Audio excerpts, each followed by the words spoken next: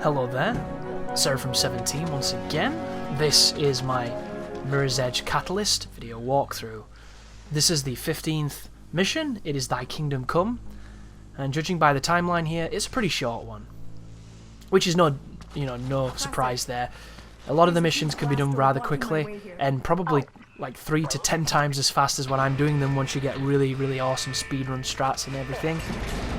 But this is just a walkthrough to help the average guy who perhaps is having some difficulty. There might be not anybody having difficulty with this game, because I do think it's quite accessible and it's fun to figure it out on yourself. But maybe you're just watching it because you really like Mirror's Edge and you're interested in listening to a different opinion to your own. Or maybe you're just my subscribers who like to watch the stuff I do. Either way, welcome, and hopefully this will be a fun one. And it looks fun, it looks really fast at the moment. And I love this game when it looks fast.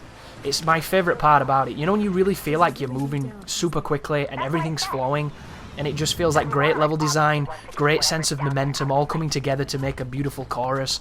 Those are my favourite moments in this game, and unfortunately they don't happen that often for me because I'm not the best player, but when they do, it does feel great, and I definitely recommend this FOV to give you that illusion of speed, because it is an illusion, but it really does give you a much better sense of feedback of just how fast you are truly travelling. But be careful on some of those falls. Whenever you see me grab the ground like that, it means I didn't do a commando roll, or a combat roll, sorry, and I needed to. So you want to do that and learn from my mistakes. But there's not too much to talk about with Mirror's Edge at this point. I've gone into a lot of the things I want to discuss, and I would have discussed them at longer length if I'd have been able to, but the videos themselves didn't really give me that opportunity. So we've gone over why the combat works in ways and why perhaps it could have been different. We've gone over the notion of prioritizing combat over movement and if it's a good idea.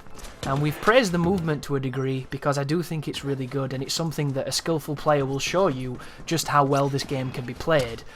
Whereas somebody lacking the skill would rather complain that the controls don't work, when indeed they do. They just take some learning.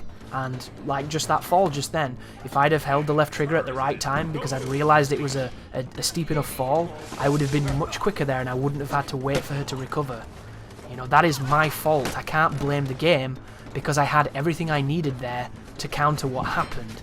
And that's why we have to always try and, you know, put ourselves first rather than everything else. And every so often, it is the game and the game deserves it, but it's so easy to get into that habit of feeling like you're infallible and you know things better than the game, and a lot of the times it's just rage or salt, as some people like to call it, that's coming out. It's that gut reaction where you just want to growl and headbutt something if you're a Neanderthal like me.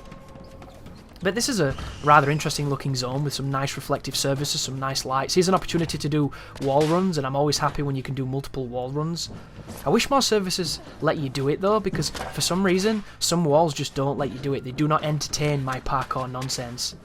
I'm not those crazy people in Russia who make those videos where they run on building sites that could literally kill them if they fell. But here is the console, hit the console, progress to the next sequence, hit those scripted events. And let's talk a little bit about the open world. So I've dropped some pretty strong opinions on Mirror's Edge's open world. Mostly that everything it does that's open world is superfluous, unnecessary, and would have been better if it was a linear, more focused game. And I believe that, guys, because I'm a person who thinks that linear games still have a place in modern gaming. But unfortunately, the industry is moving towards this notion that bigger and more opener are better things, and I don't think they are, personally. I think they're marketing spiel to get investors excited at the prospect of hooking the Minecraft community into your game and getting those people who like to spend hundreds of hours in just doing whatever they feel like doing in a game because there's no real sense of direction outside of just have fun and here's some awesome mods that people made. And to me, that's fantastic if you like that, but that's not the kind of gamer I am. I like the developers to craft an experience that I have to learn and master and conquer. I don't want to make my own experience. I mean, I would love to, but then I would be a game dev making a game that wasn't like that, and it wouldn't be open world, or if it was, I would do it in a way that I think is entertaining and has value. These days, the open world is the same as like, now you can have driving in your game. You know, can you remember when GTA first came out and every game tried to be like GTA by adding driving, even if it was a game completely nothing to do with driving? Like, even the fucking chess games had driving.